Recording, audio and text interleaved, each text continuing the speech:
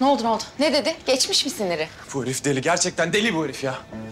Nasıl ya? Kavga edip mi geldin? Adamla konuşulmuyor ki. Adam benle, herkesle, bütün dünya ile kavga ediyor. Ya inanamıyorum sana ya. Ben ne güzel gidip kendim konuşacaktım. Gittin daha da bozdun işi değil mi? Bak ben bu hastanede olanları gerçekten anlamıyorum.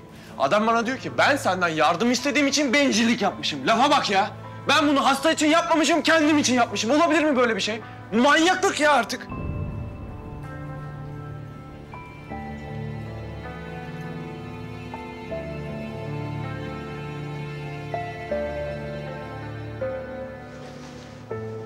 Sen de mi böyle düşünüyorsun?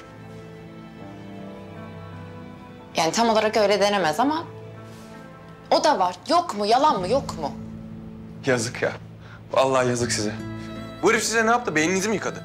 Adam ne derse yapıyorsunuz. Adamın ağzının içine bakıyorsunuz. Adam sizi kovuyor, gidiyorsunuz. Gel diyor, geliyorsunuz. Ne isterse oluyor. Tamam iyi doktor. Herif iyi doktor, onu anladık da. Bu adamın alameti farikası ne?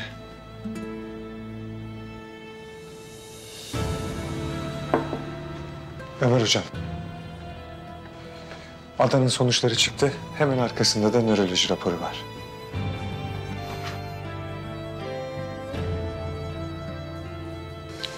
İyi, temiz. Beklediğim gibi.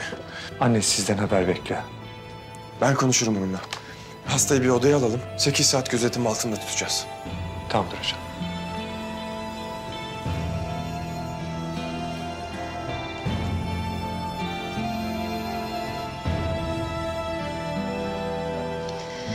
Allah'ım sana şükürler olsun. Kızımı bana bağışladın.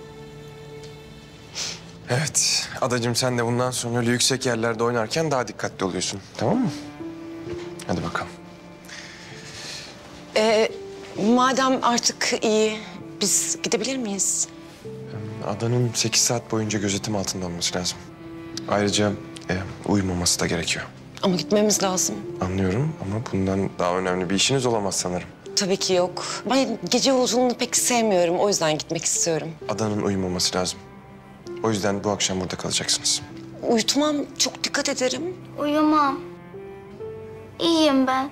Gidelim. Adacığım bu önemli bir konu. O yüzden bu akşam burada kalıyorsunuz. Geçmiş olsun.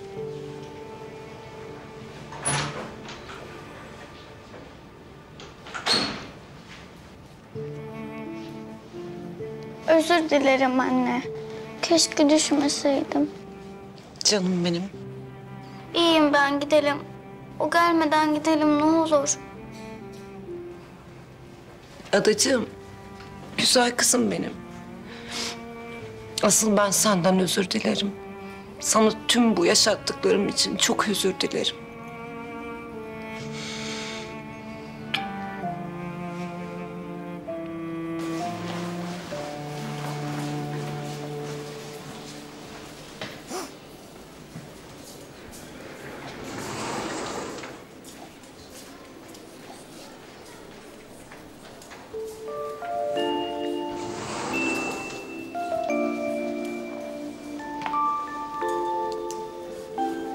Hemşire, kolay gelsin.